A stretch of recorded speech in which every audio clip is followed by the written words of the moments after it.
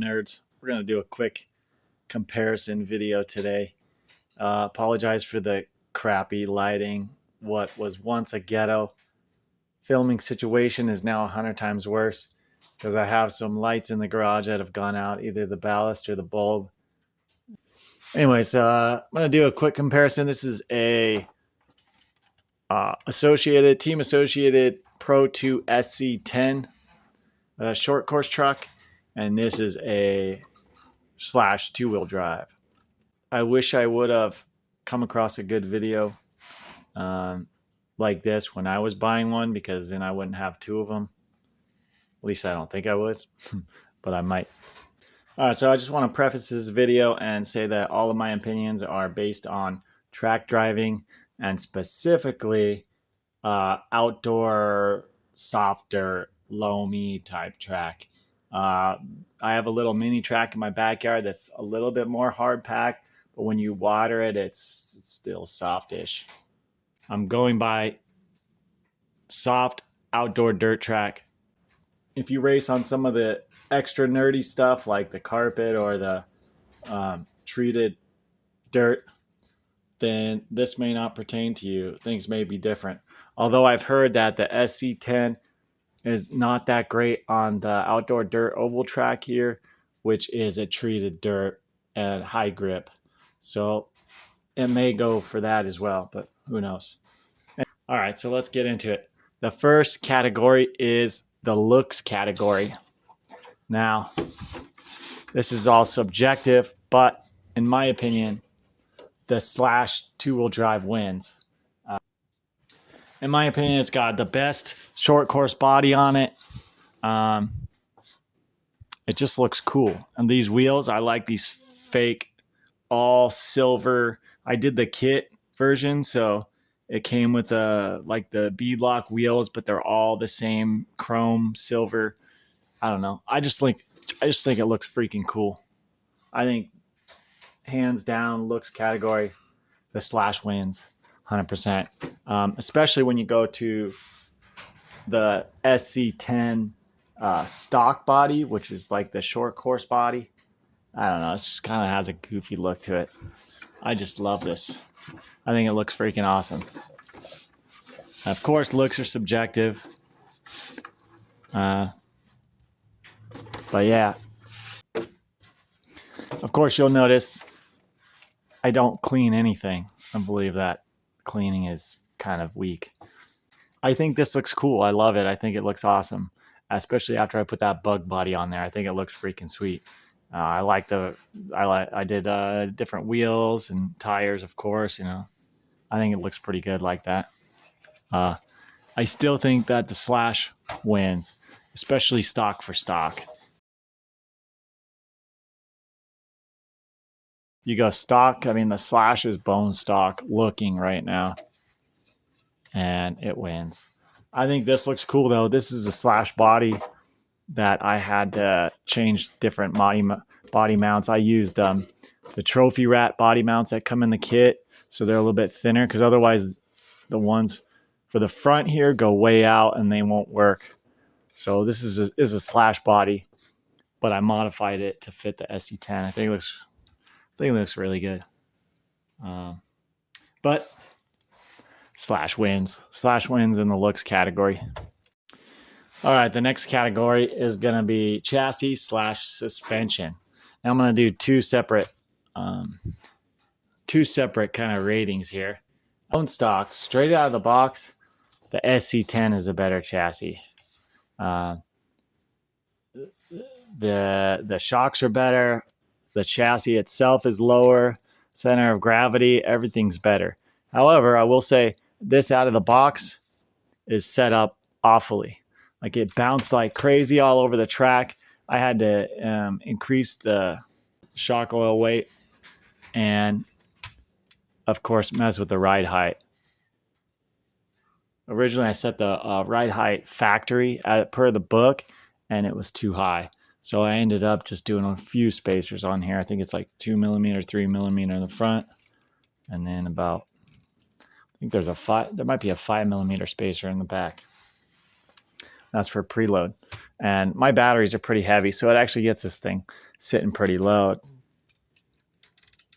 But anyways, the Slash chassis in stock form, this is an LCG chassis. So Slash chassis, stock form. I mean, it's not that great. It traction rolls like crazy. If you look at it wrong, it'll flip over. It'll roll over. It's like training a dog. It just rolls itself over all the time. So stock for stock, Traxxas Slash chassis is not that great. The standard chassis. In fact, this LCG chassis, in my opinion, look, Traxxas is pretty smart. They get people, okay? They build it with crappy handling, and then they sell you a kit for $40 to make it handle like it should have handled out of the factory. So in stock form, this thing handles like a pig. It flips over. And yeah, but $40 and a little bit of time, you got the LCG chassis. It basically evens the playing field. Now let's say, as modified right now, I like my Slash better. It seems to just go wherever you point it. And this is the most fun car. This is what I like best now, is the Slash. After I did the LCG chassis, and then of course I did some different shock oil front and rear. I think I did 45, 35. I'm going to say 45 is probably a little bit too stiff. It does bounce quite a bit, but it's predictable.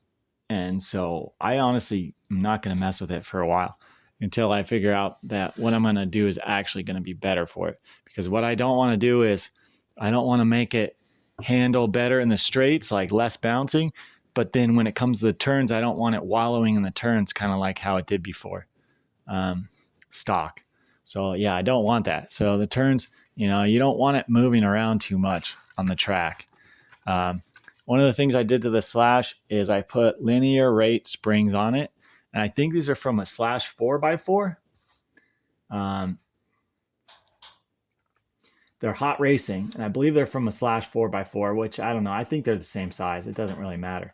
The preload, I had to put a little bit of preload in the front just because these drop out.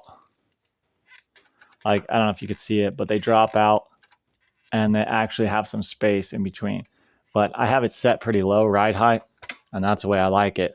As set up now, as modified, so on this one, I did just ride height adjustments, shock oil, and that's about it. This one, I did different springs, shock oil, and of course, changed the ride height. In the fronts, I've got the hot racing linear soft springs, and in the back, I've got the medium springs. And right now, I mean, it bounces a little bit in the front, but it moves and it turns wherever you want it. So at this point, I'm probably not going to mess with it. I don't want to screw it up. Yeah. So yeah, chassis, stock, SC10. If you're going to modify it, the Slash wins. All right, so the next category is the motor. And you'll see one of these is missing a motor, which might be a clue here. But so I race a short core spec class, which you are allowed to run basically anything you want. All the chassis is open, but you have to have a stock power plant from a ready to run kit. So like the Reedy 3300 and the associated cars, the Traxxas BL2S, the Traxxas 12 turn, pretty much anything that comes out of the box for the spec class, for the rear motor ready to run type cars, is legal for the class. So the motor category, that's where this associated car really shines. I think it's a much better motor. The power is linear. I think it has better power. It's much quieter. It's much smoother. It's much more efficient. Like a battery lasts longer. Everything about it, and they don't barely get hot. So you can gear these things to the moon to get more power out of them, more speed, and they don't overheat. So what I'm doing now is I'm pulling the motor and ESC out of this one to put in my Slash, because I think that's going to make the perfect car for me, is this motor, ESC, and this chassis. So yeah, there it is. I mean, that's not much more to say to that. The Reedy 3300 is a much better motor than the Traxxas BL2S. Not that the Traxxas BL2S is bad. It's got a couple downsides. So it does have open holes. And also there's still a bearing over here that you need to get in, and you need to get in oil. But besides that, if that wasn't even a factor, this is a better motor. The Traxxas, however, I will say the Traxxas is not a bad motor. If I didn't drive this truck, I would be happy with this one. But because I know, then this is it right here. It's funny, one of the guys on my track, he puts this in all of his, he's gone to different chassis now, but he always puts the 3300. And a couple races ago, somebody accused him of putting a cheater motor in there because it was that much faster than everybody else. But all he did was just gear it up. So gear this sucker up. These things love gearing. They don't get hot. They run quiet. They run smooth. They just have tons of power. So Associated, Reedy, you win that one. All right, so the next category is going to be durability. Now, I think everybody's going to know which one wins this. While I haven't had too much issues with this car, I did have a couple of the ball cups I had in the front. So in the front, if you buy one of these, make sure you pull out this little ball cap from the steering knuckle. I don't know if you can see it. Oh, that one right there. So there's one right there that's backed with a nut.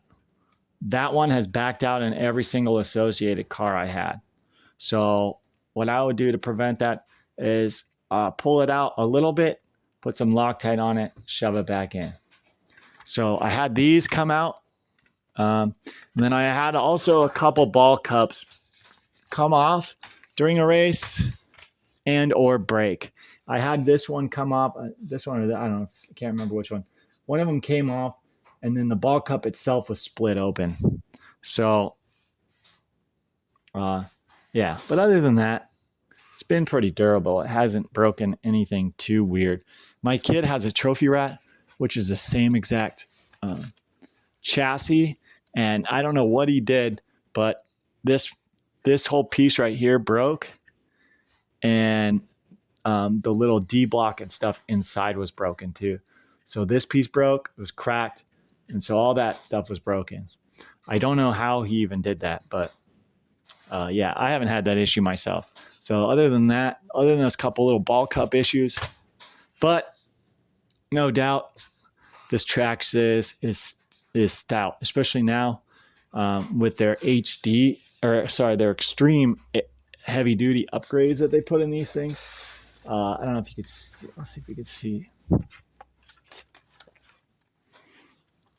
Yeah, I don't know if you can see it, but if you look at like the steering block, caster block, steering block, all that stuff now is just way more beefy. They're really, really beefy now. And I haven't had any issues with those. Most Traxxas, that's where you would have your problems with those. Yeah, not a thing is broke on this yet. It's very, very durable car. So durability wise, Traxxas wins. Last category is value.